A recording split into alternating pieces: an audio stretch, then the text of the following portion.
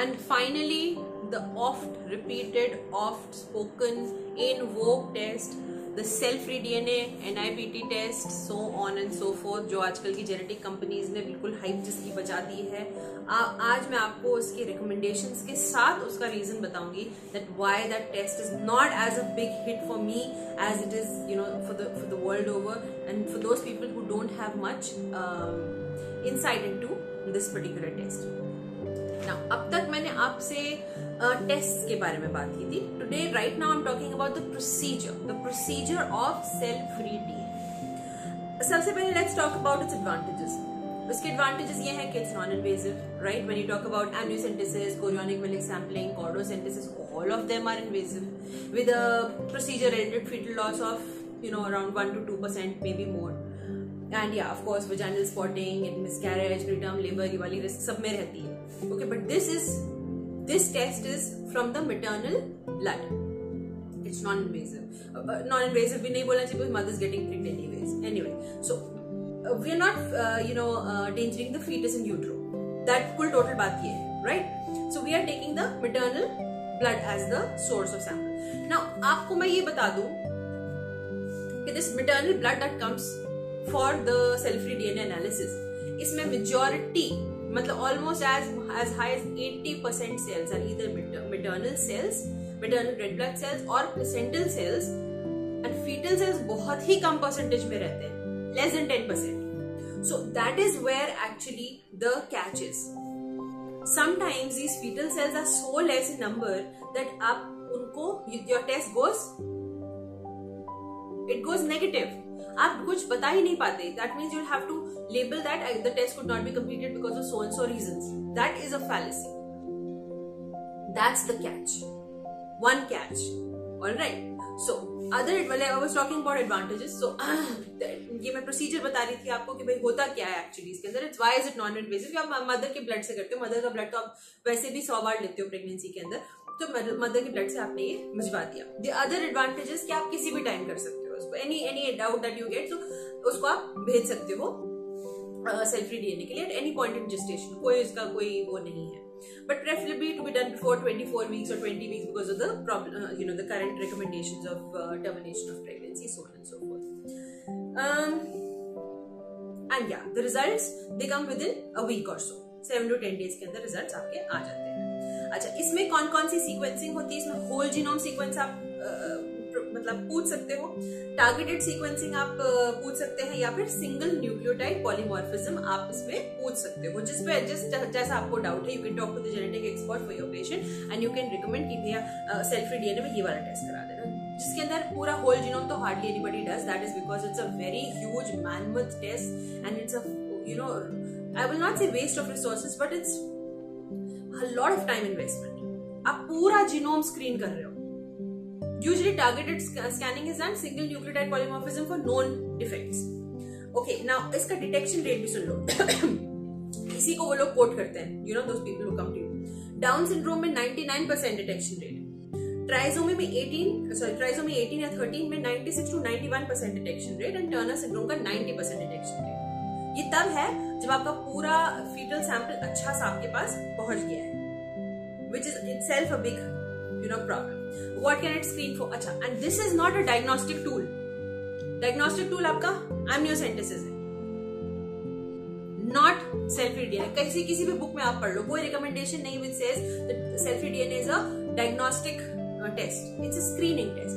Screen आप किस को करोगे? आपके पास वो सारे इंडिकेशन जो हमेशा रहते हैं वो इसमें भी रहेंगे. As more than 35 years, first family के अंदर कोई एब्नॉर्मैलिटी, प्रीवियस चाइल्ड में एब्नॉर्मैलिटी, एनालाइट स्क्रीनिंग के अंदर high risk, so on and so forth. तो these are the indications for this. Now मैं अब आपको उसकी एज अ सेकेंडरी स्क्रीनिंग कब होगी? ये तो प्राइमरी स्क्रीनिंग बता दी मैंने आपको. सेकेंडरी स्क्रीनिंग आप कब करोगे? एनालाइट टेस्ट पॉजिटिव आता है तो. Now according if you compare amniocentesis with cell-free DNA, amniocentesis 20% more sensitive अगर एनालाइट स्क्रीनिंग एक बार पॉजिटिव आ गया, even in case of your testing. अब ACOG की रिकमेंडेशन 2016-2017 की बता रही हूँ. 3 रिकमेंडेशंस हैं कि concurrent parallel screening is not recommended. Concurrent parallel screening का मतलब भैया मैंने आपका सैंपल जो है वो एमनियोसेंटेसिस में भी भेज दिया और सेल्फ फ्री डीएनए में भेज दिया ताकि जो रिजल्ट आए we take a decision accordingly. It's not recommended. One. Screening की बात चल रही तो amniocentesis will not be a screening tool, but yes, analyte screening में भेजिए और सेल्फ फ्री डीएनए में भेजिए. These both are screening tests. If aneuploidy screening test of any type, if aneuploidy screening test of any type का मतलब है confirmatory या screening yields negative results, additional screening is not recommended. Very strange. Anti-measurement following cfDNA screening is not recommended. आपका सबसे, मैं आपको आगे बताऊंगी. तो आप क्या करोगे?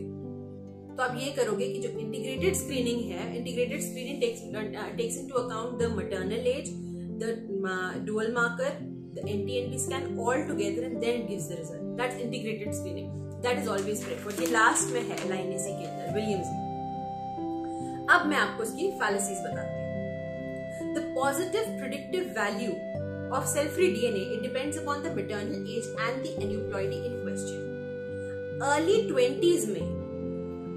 20s of age of mother में, you know what is the positive predictive value of trisomy 21 Down syndrome? Just 50%.